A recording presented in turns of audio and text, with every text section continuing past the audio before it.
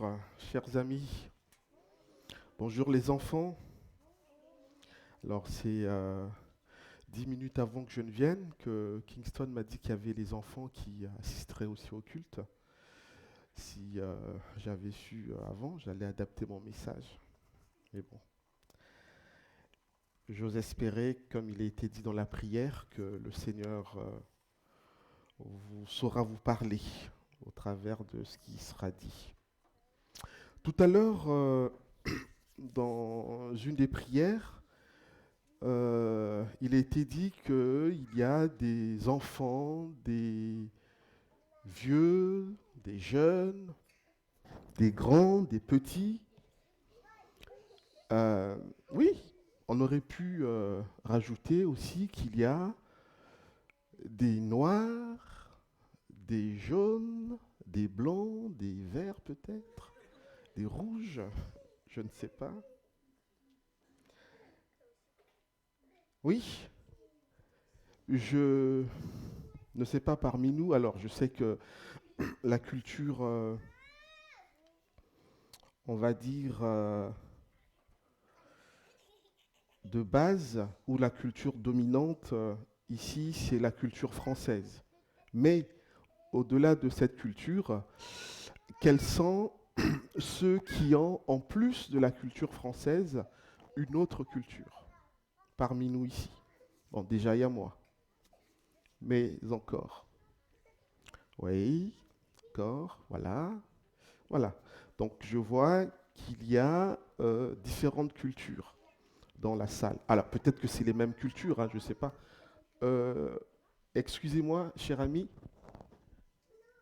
Oui. euh, vous êtes de quelle culture en dehors de la culture française? Congolaise, d'accord. Et j'avais un doigt quelque part aussi. Oui. Cambodgienne. Une autre culture? Oui. Hmong, d'accord. Une autre culture? Algérienne, d'accord. Cantonaise, voilà. Donc, il y a beaucoup de cultures parmi nous. Et vous savez que lorsqu'il y a plusieurs cultures, c'est pas toujours évident de pouvoir vivre ensemble. C'est pas toujours facile, même entre chrétiens. Et ce matin, nous allons prendre un exemple de ce qui s'est passé lors de la première église à Jérusalem. Mais avant, j'aimerais vous lire une citation de Honoré de Balzac, alors qui fut un romancier français du 19e siècle. Il faut n'avoir ni foyer ni patrie pour rester à Paris.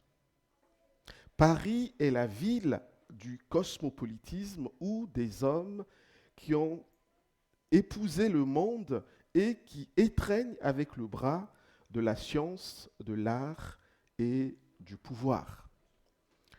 Alors, comprenez que c'était au 19e siècle qu'il le disait. Mais j'ai l'impression que ça n'a pas changé. On pourrait aller à Paris, on remarquerait la même chose, qu'il y a plusieurs nationalités, plusieurs cultures. J'aime bien observer ces différents phénomènes. Euh, une fois, je m'amusais à observer ce qui se passait sur la ligne 4 du métro. Quand vous partez de Porte d'Orléans jusqu'à Châtelet, à peu près, la population est, comment est-ce que je peux dire, très caucasienne. Voilà, d'Orléans à... Voilà, il y a quelques exceptions. Voilà. Et à partir de Châtelet jusqu'à Clignancourt, alors là, c'est notre population. Et pourtant, c'est le même train. Oui, Paris est vraiment une ville multiculturelle, cosmopolite. Oui, et cosmopolite, un pays, une ville, un quartier ou encore un groupe qui comprend des personnes de divers pays, voire de différentes cultures. Si le cosmopolitisme, à certains égards, est une source de solution et de joie, j'espère que c'est une joie pour vous d'être dans une église multiculturelle. Si donc le cosmopolitisme, à certains égards, donc, est une source de solution et de joie, il est aussi, sous d'autres aspects, à l'origine de problèmes. Je ne sais pas si vous avez déjà rencontré des problèmes parmi vous du fait d'être ressortissants de différentes cultures. Mais nous allons le voir, dans cette église-là, il y a eu des problèmes qui ont été constatés, tels que la discrimination, alors discrimination avérée ou pas, discrimination, sentiment de discrimination. Alors la Bible n'est pas trop claire, mais la Bible parle des personnes qui se sont senties discriminées. Est-ce que c'était vrai ou pas? Mais on ne sait pas. Mais le sentiment, au moins, était là. L'Église, depuis ses débuts, n'est pas hors sol. Donc, le cosmopolitisme, l'Église vraiment connaît aussi. Le problème de discrimination avérée ou non en son sein est présente. Mais comment peut-on vivre dans une Église bien que nous soyons de différentes cultures? Alors, vous voyez, je dis bien que, je ne dis pas malgré. Voilà. Parce que si je dis malgré, ça veut dire qu'on subit cette multiculturalité. Mais on doit la vivre. On ne doit pas la subir. Parce qu'elle est une richesse. Analysons la situation de l'Église, donc, comme je le disais, au 1er siècle de notre ère, l'Église de Jérusalem. Et nous partirons du livre des Actes des Apôtres, chapitre 6. On va lire les 7 premiers versets. Je lirai, comme à mon habitude, dans la version du Semeur. Donc, Actes, chapitre 6, versets 1 à 7. À cette époque-là, comme le nombre des disciples ne cessait d'augmenter, des tensions surgirent entre les disciples juifs de culture grecque et ceux qui étaient nés en Israël. Les premiers se plaignaient de ce que leurs veuves étaient défavorisées lors des distributions quotidiennes. Alors, les 12 apôtres réunirent l'ensemble des disciples et leur dirent: « Il ne serait pas légitime que nous arrêtions de proclamer la parole de Dieu pour nous occuper des distributions.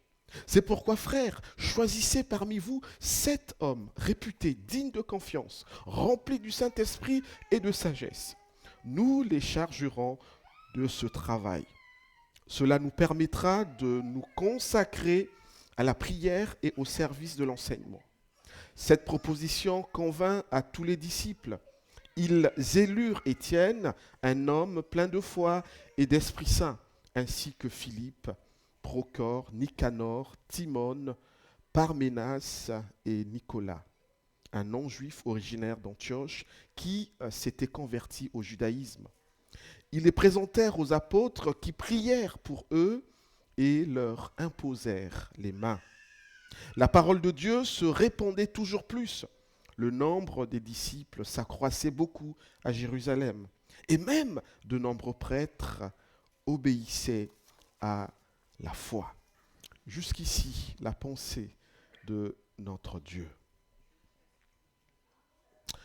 Oui, donc, le cosmopolitisme dans l'Église, fatalité ou atout?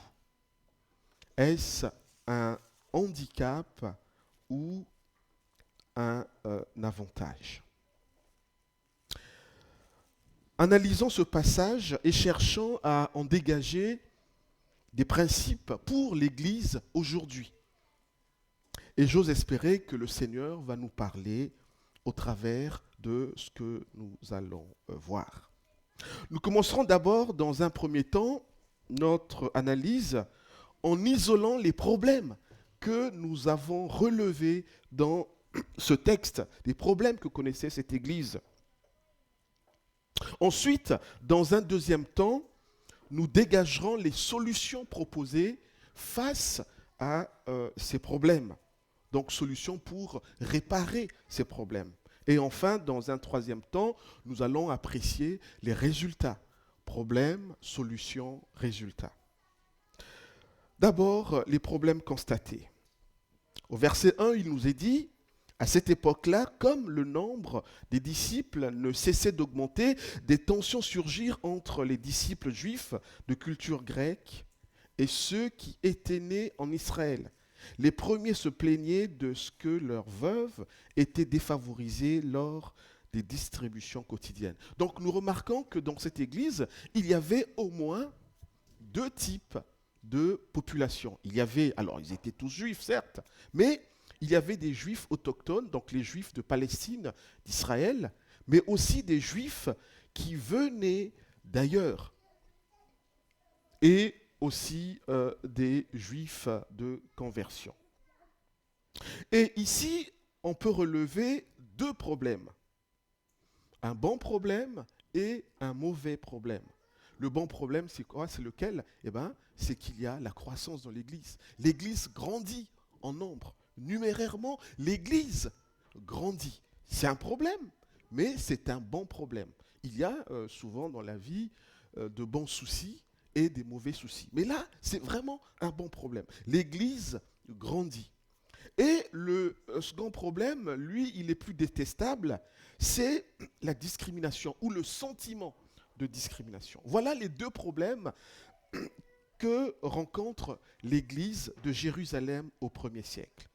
La croissance et la discrimination ou le sentiment de discrimination. Donc à ses débuts, bien qu'en construction, l'Église à Jérusalem fait face à l'opposition sur le plan externe, si l'on considère la persécution. Je vous renvoie au chapitre 4 de ce livre.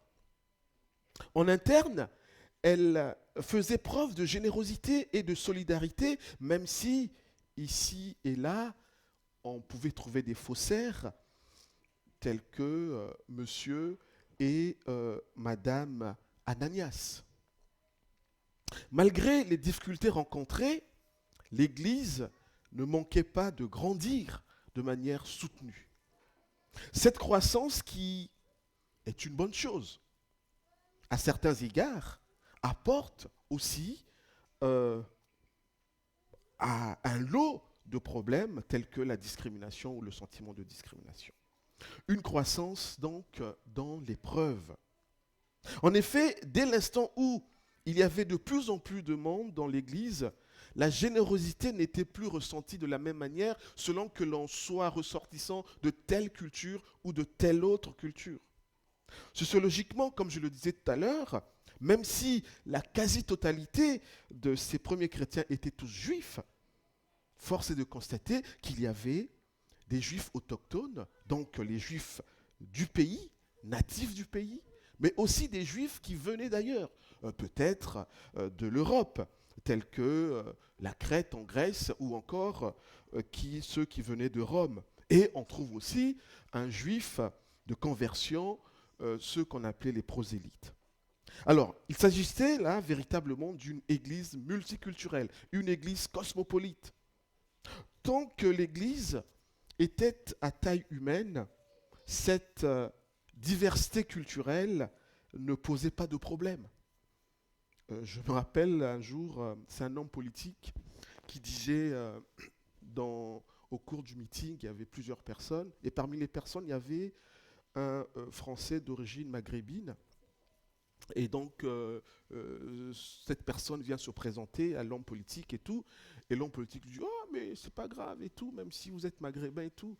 Quand il y a un maghrébin, ça va. Le problème, c'est quand il y en a plusieurs. » Voilà. Donc, on a un peu ce phénomène-là. Donc ici, c'est dès l'instant où l'Église était devenue grande que les problèmes de tension entre ces différentes cultures commencèrent à voir le jour. C'est comme si la croissance numérique de l'Église avait permis de mettre en évidence les tensions entre les différentes communautés au sein de cette Église. Ainsi, les chrétiens de culture grecque reprochaient aux chrétiens de culture palestinienne de discriminer les veuves lors de la distribution des biens alimentaires.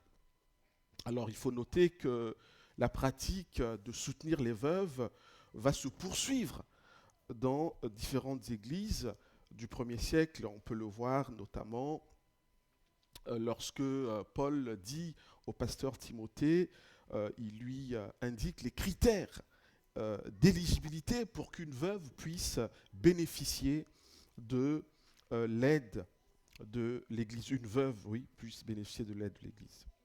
À partir d'une étude américaine, Chrishort conclut ceci: un groupe qui dépasse 150 personnes rencontrera inévitablement quelques problèmes et parfois de grosses difficultés, et ceci tout simplement à cause des limites du cerveau humain. Je ne sais pas combien vous êtes, mais j'ose espérer que vous êtes en train de croître, de grandir. Dans cette église de Jérusalem, oui, ils connaissent cette croissance. On parle de 5000 hommes et femmes, certainement. Alors, il y a là le surgissement des problèmes qui n'étaient que normal dans de pareilles circonstances.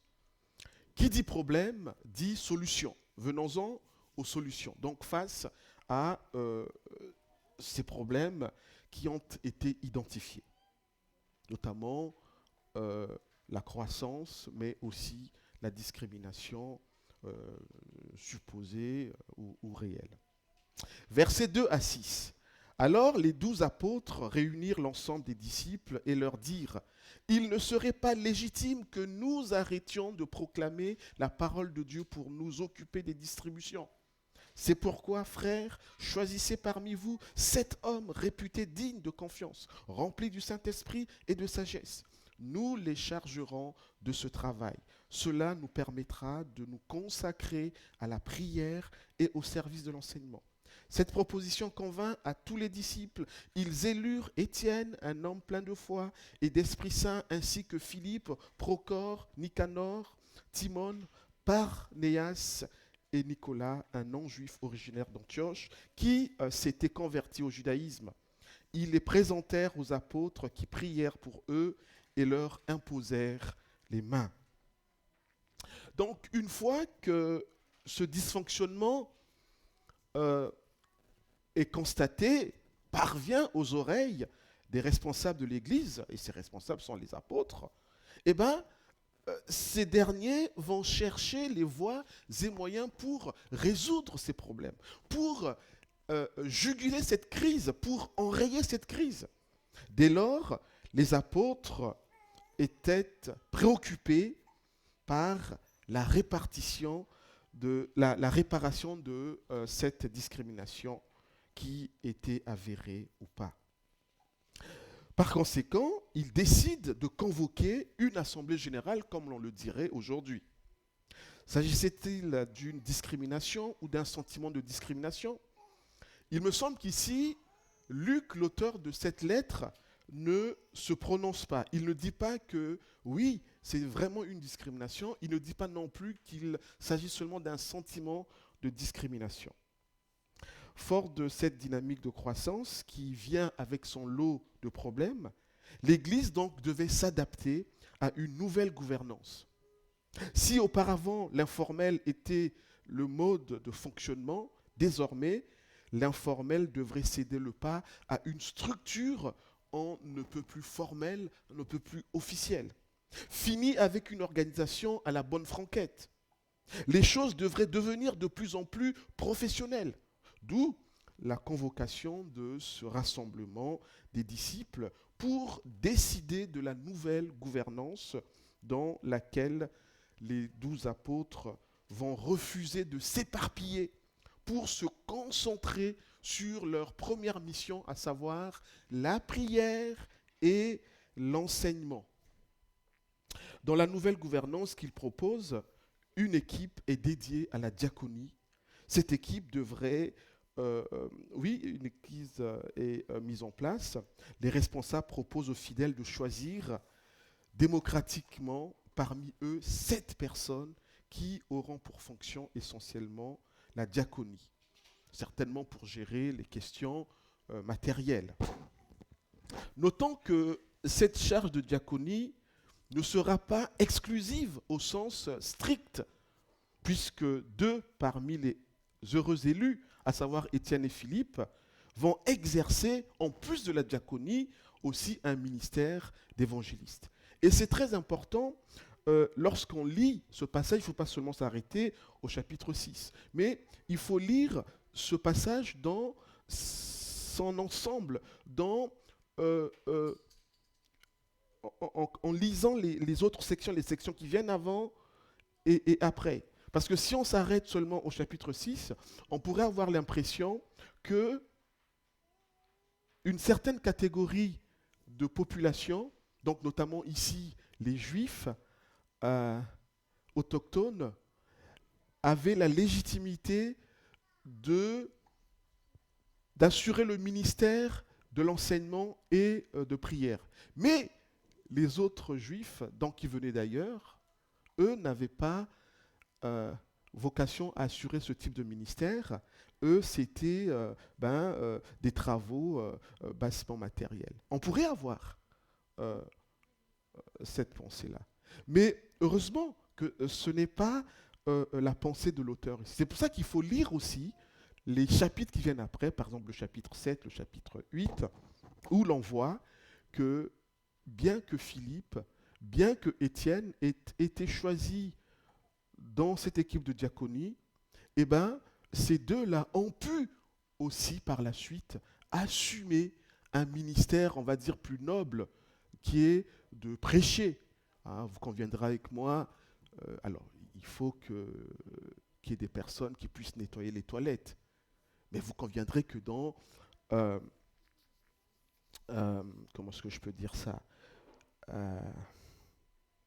oui, dans la mémoire collective, on aura l'impression que prêcher est plus noble que nettoyer les toilettes. Donc il ne fallait pas donner ce sentiment-là. Que oui, il n'y a que les Juifs autochtones qui pouvaient prêcher et que les autres, eux, ils étaient réservés aux toilettes. Vous voyez ? C'est pour ça que dans les chapitres qui viennent, on voit que Philippe et Étienne, eux aussi, ont la charge de ce ministère noble. Les critères d'éligibilité, donc pour faire partie de cette diaconie, seront tels que les candidats devraient être dignes de confiance, c'est-à-dire avoir un bon témoignage, être remplis du Saint-Esprit et de sagesse. Quelques questions s'imposent à nous. Pourquoi le choix de 7 ? Pourquoi ce chiffre 7 ? Et en plus, comment reconnaître qu'une personne est remplie du Saint-Esprit ? Je ne sais pas si vous arrivez à reconnaître des personnes remplies du Saint-Esprit. Alors, certains ont vu par le choix de cet homme le fait que traditionnellement, dans les communautés juives de l'époque, 7 hommes respectés s'occupaient des affaires publiques et formaient un conseil officiel. Alors, il me semble aussi que le chiffre 7 tient au fait qu'il souligne symboliquement dans la littérature biblique le chiffre de la perfection. Est-ce une façon de dire que cette équipe ferait le service de manière parfaite et équitable ? Venons-en maintenant à notre seconde question. Comment reconnaître une personne remplie du Saint-Esprit, puisqu'on demande que, parmi les conditions, parmi les critères, il faut que ces personnes soient remplies du Saint-Esprit. Alors, je ne pense pas que les chrétiens de cette époque avaient un anxiomètre, nous non plus, pour mesurer la quantité de la présence du Saint-Esprit en chacun. Il n'avait pas cet onction-maître. Mais comment reconnaissait-il que, ben oui, cette personne était remplie du Saint-Esprit? Il me semble que une personne qui est remplie du Saint-Esprit, c'est une personne qui vit dans l'obéissance au Seigneur. L'apôtre Paul, dans sa lettre à l'église d'Éphèse, invite les chrétiens à se laisser intentionnellement remplir par l'Esprit Saint en obéissant au Seigneur. Donc plus le chrétien va vivre dans l'obéissance, plus l'Esprit de Dieu prendra de la place en lui. Et donc on voit que finalement, pour que l'on ait cette plénitude du Saint-Esprit, eh ben, nous devons être acteurs, nous devons nous laisser remplir par le Saint-Esprit, c'est-à-dire laisser suffisamment la place à l'Esprit de Dieu. Donc, plus nous obéissons à l'Esprit de Dieu, plus le Saint-Esprit prend de la place en nous. C'est avec enthousiasme que l'ensemble de l'Église, comme un seul homme, malgré cette multiculturalité en son sein, va valider la proposition des 12 apôtres. De l'élection qui vient d'avoir lieu, 7 disciples sont choisis, à savoir Étienne, Philippe, Procore, Nicanor, Timon, Parnéas et Nicolas. Alors, c'est intéressant de voir que tous ces 7 choisis ont des noms à consonance non juive. Tous les 7 élus remplissaient, tous sans exception, les critères d'éligibilité. Si l'Église avait choisi des hommes d'origine grecque pour la diaconie, cela représentait peut-être un signal fort lancé pour dissiper la discrimination ou le sentiment de discrimination dont les veuves grecques étaient victimes. Cela prouve que ceux qui avaient été accusés de discriminer les autres étaient des hommes et des femmes de paix, puisqu'ils venaient d'en faire la démonstration en élisant ceux qui se plaignaient des privilèges réels ou supposés des natifs du pays. Dans cette liste, il n'y a aucun autochtone, il n'y a aucun juif de la Palestine. Était-ce du wokisme? Je ne suis pas là pour répondre à cette question, mais force est de constater que ceux qui se sentaient discriminés ont eu la part belle.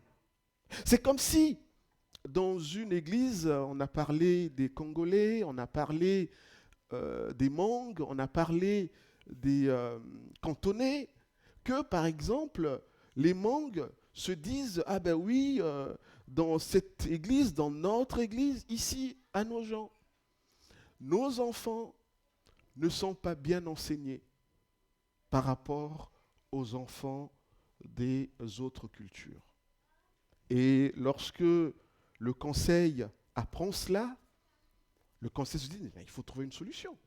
Est-ce que c'est vrai que les enfants de nos frères Hmong ne sont pas bien enseignés parmi nous? Ah ben, il faut pas laisser ça comme ça, il faut résoudre le problème. Et qu'est-ce qu'on fait? On va mettre une équipe en place et on va dire, écoutez, désormais, les moniteurs qui vont enseigner nos enfants seront Hmong. C'est un peu ce qui s'est passé là. Il n'y a aucun autochtone donc qui fait partie de cette liste.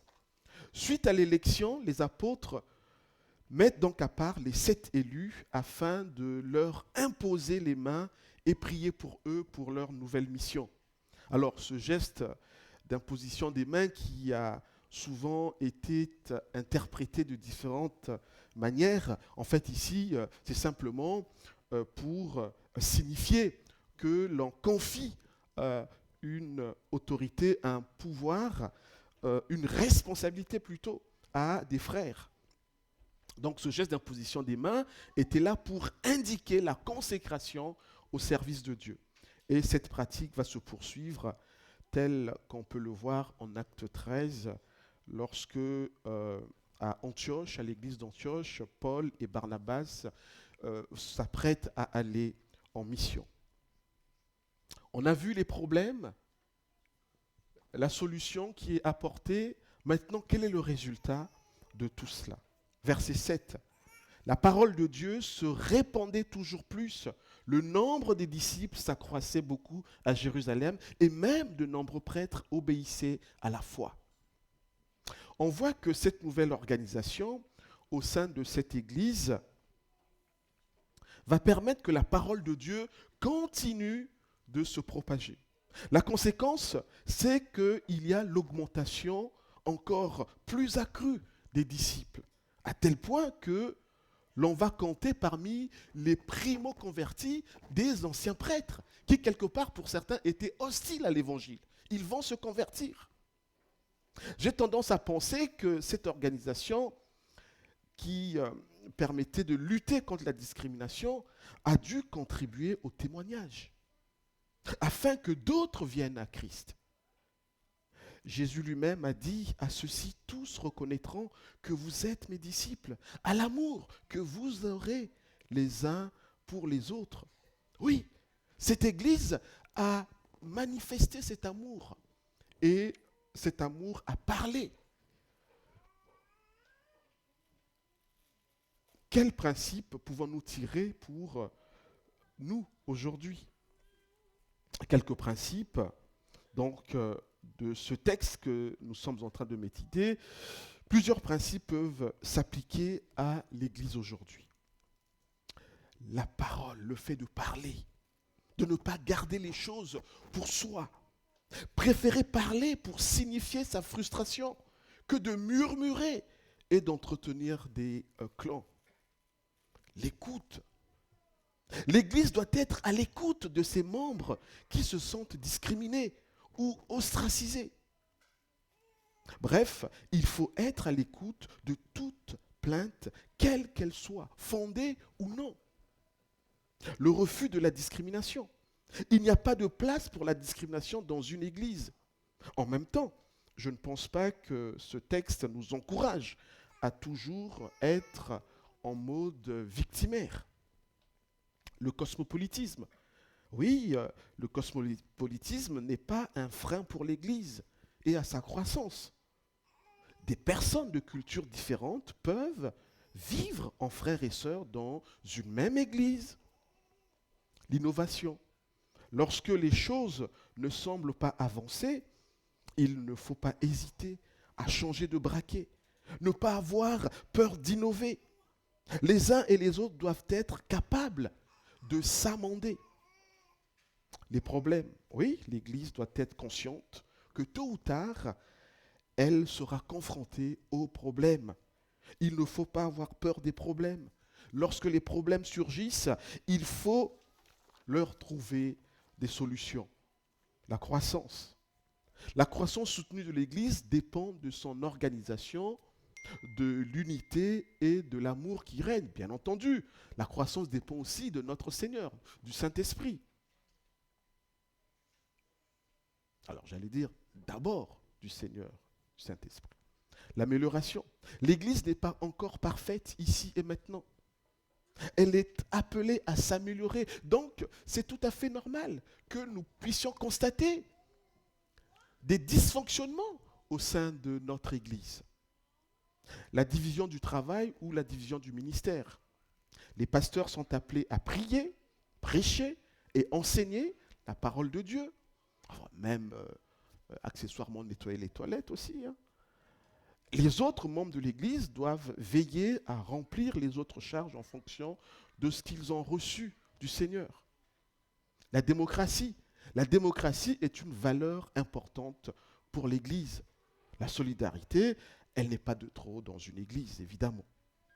L'exercice des ministères. Aucun ministère ne doit être exercé de manière anarchique, sans s'en référer aux responsables de l'Église.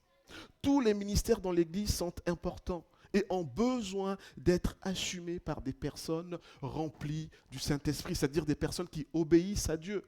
Ce n'est pas parce que la personne a pour fonction que de nettoyer, alors je reviens encore à cet exemple, que de nettoyer les toilettes, qu'elle est exempte de l'obéissance à Dieu. Non. La personne qui accomplit ses tâches, doit aussi être rempli du Saint-Esprit. C'est-à-dire qu'il doit marcher dans l'obéissance au Seigneur. Ce n'est pas seulement la personne qui prie ou qui prêche ou qui joue à la parole, à la louange, qui accompagne la louange, qui est tenu d'être rempli du Saint-Esprit, c'est-à-dire d'obéir à la parole de Dieu. C'est tout chrétien. À la lumière donc de ce qui est dit, il n'y a pas que le prédicateur qui doit se laisser remplir par l'Esprit Saint. Même le frère ou la sœur qui fait le ménage dans l'Église doit avoir la même disposition. Tous autant que nous sommes, nous devons aspirer à vivre dans l'obéissance pour prétendre assumer une tâche pour le Seigneur, quelle qu'elle soit. Nous sommes invités à accomplir nos tâches ordinaires de tout notre cœur parce qu'à travers elles, nous servons notre Dieu. Que celui qui prêche, en le faisant, sert le Seigneur, mais celui qui accompagne la louange sert le Seigneur, celui qui fait le ménage aussi sert le Seigneur. Et l'apôtre Paul a dit, quel que soit votre travail, faites-le de tout votre cœur, et cela comme pour le Seigneur, et non pour des hommes, car vous savez que vous recevez du Seigneur comme récompense l'héritage qu'il réserve au peuple de Dieu. Le maître que vous servez, c'est Christ. Si la recommandation de Paul concernait ici le travail séculier, à plus forte raison lorsque nous travaillons directement dans l'Église, le sacerdoce universel. Il s'agit d'un principe biblique. Et là, je suis redevable à Martin Luther qui disait « Il n'y a pas de différence de dignité, pas de hiérarchie sacrée entre pasteurs et laïcs, puisque tous ont égal accès à Dieu. Cependant, il existe des différences de fonctions entre les chrétiens, car ceux-ci exercent des ministères différents, bien que tous au service les uns des autres, comme les membres d'un même corps dont le seul chef est Christ. » Si l'on devait résumer ces principes tirés de ce passage d'Acte 6, versets 1 à 7, j'invoquerai l'apôtre Paul dans un extrait de sa lettre aux chrétiens d'Éphèse, notamment au chapitre 4, où il dit « Efforcez-vous de conserver l'unité que donne l'Esprit dans la paix qui vous lie les uns aux autres. » C'est ce que nos amis de Jérusalem, en Acte 6, ont fait. Ils se sont efforcés à conserver cette unité. C'est une bonne nouvelle pour tout chrétien de savoir que nous qui croyons en Christ, nous n'avons pas besoin de construire l'unité entre nous. Ce n'est pas notre travail.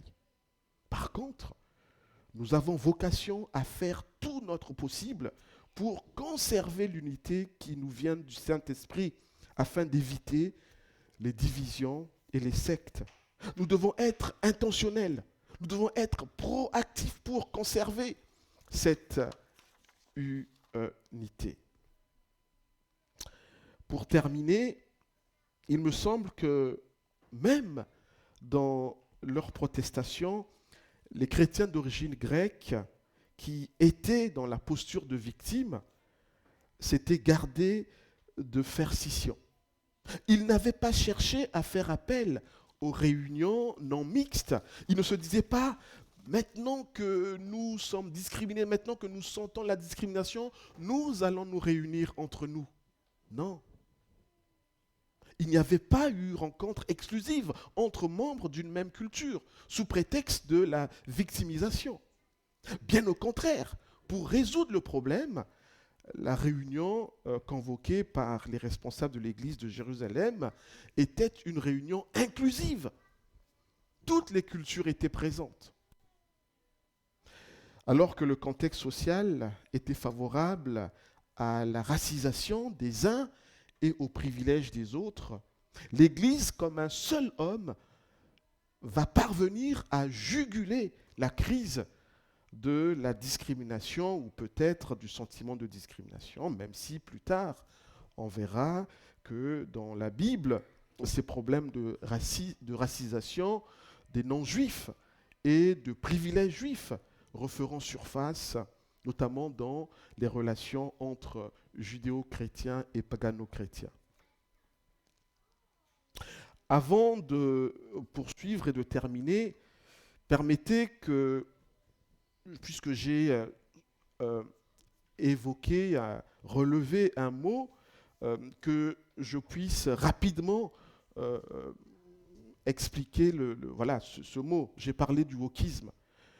Le wokisme, donc, c'est un terme anglo-américain, wok, littéralement éveillé en français, et désigne le fait d'être conscient des problèmes liés à la justice sociale et à l'égalité de race et de genre.